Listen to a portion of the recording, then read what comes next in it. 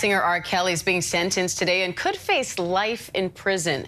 He was convicted of racketeering and other charges in connection with recruiting women and children for sex.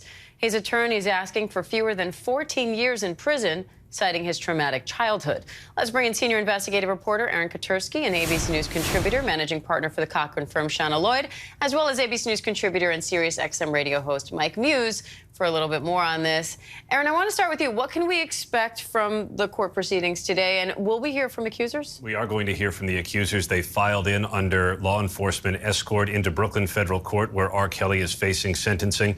Prosecutors want him to spend at least 25 years, if not more, in prison, and at 55, that could put him in prison for much of the rest of his life. The defense is asking for no more than 10 years, saying he had a traumatic childhood himself. But if you listen to prosecutors, they said that R. Kelly put his fame and wealth to work to lure women and girls into his orbit, and then he subjected them to psychological manipulation and physical and sexual abuse. The victims are going to say how that impacted their lives. Many of them may make statements outside of court afterwards.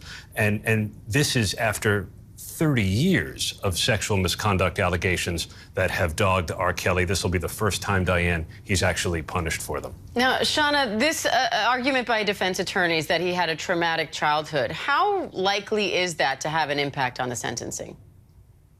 So these arguments about his childhood are what we call mitigation. They're mitigation factors that are intended to persuade the court to look towards a more lenient sentence than they would otherwise look at.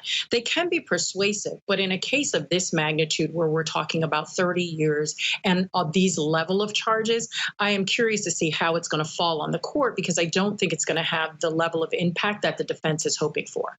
And Mike, R. Kelly was one of the biggest stars in the music industry. These allegations against him go back decades. So how much of an impact did Surviving R. Kelly, that documentary, play in getting here?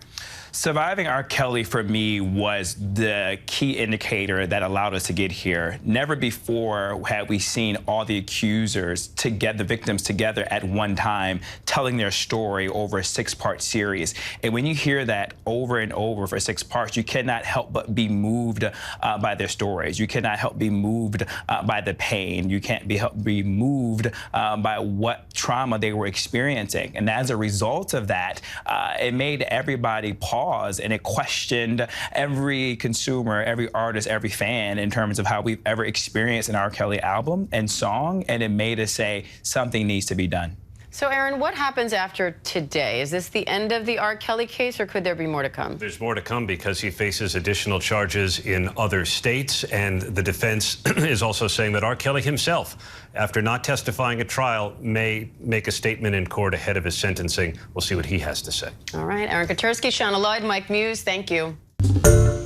Hi, everyone. George Stephanopoulos here. Thanks for checking out the ABC News YouTube channel. If you'd like to get more videos, show highlights, and watch live event coverage, click on the right over here to subscribe to our channel. And don't forget to download the ABC News app for breaking news alerts. Thanks for watching.